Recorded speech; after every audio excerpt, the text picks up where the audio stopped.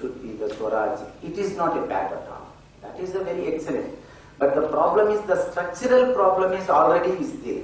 Like a village panchayats, like with a Kap panchayat, like in South Kat panchayat. So there, actually you no need to think about anything. There the who has a upper hand to give the pass the orders. They themselves are in the wrong direction. They are all actually anti-law. So they can't pass any orders according to the constitution, according to the law. Many times it crosses because they think that it happens with the villages like this. Why the women is questioning. Women should not question like this. So if she questions, you can make. And the Dalit girl getting the rape and all, it is a quite common. What is there? When it comes to the police station to file the case itself is getting so difficult. And it comes to the district level only they get. So my distinct understanding is for the marginalized, whoever, Dalits, Adivasis, minorities or any oppressed communities, particularly in the across the women, the higher authorities where the law may work, more powerful than at the bottom. Because including our family, our families are also not democratically constructed. It is functioning in a very patriarchal. So that is the reason we talk about this. Otherwise, I am not against any kind of patterns. This pattern, that I am not ideologically debate. I am not doing. I am doing the facts. It is very clear what it is now at the ground level. Second question, well, no, that's good.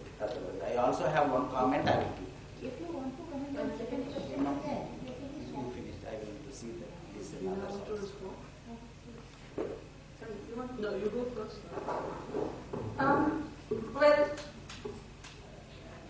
you know, I think firstly, this whole issue about village space being a locus of oppression, the city is a locus of oppression. The slums are a locus of oppression. So I don't think one can simply demarcate a space and say, well, that's the locus of oppression. When we talk about autonomy, when we talk about political rights, I'm not quite sure what you understand by that. But as you said, you know, you can have traditional panchayats. You used to have traditional panchayats. Khap is one example, but you know, you were prior to the modern form where you could elect your representatives, where people could stand for elections and get some degree of autonomy. That's the autonomy we're talking about.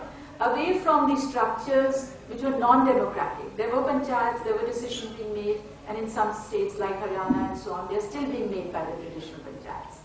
So what does the new panchayat offer? The form that allows you a degree of autonomy. It allows you a space to have some voice.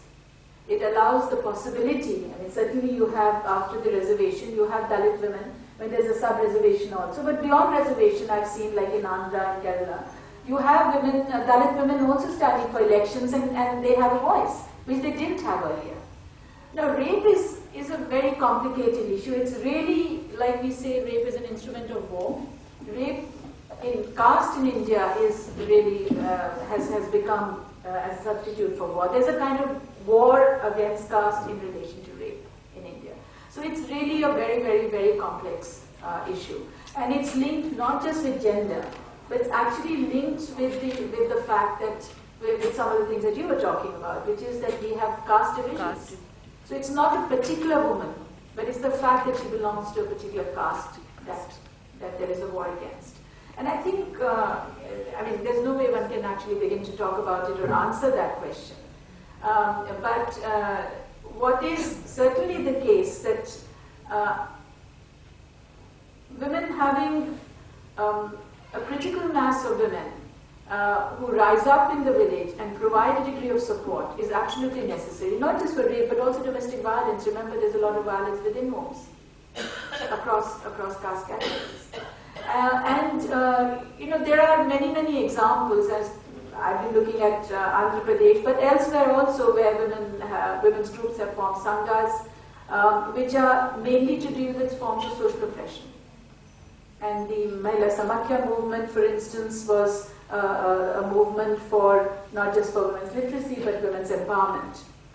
And if you look at the experiences of them, then in those villages, there have been voices, particularly of Dalit women. I mean, if you look at Mahila Samakhya, it was mainly sanghas were formed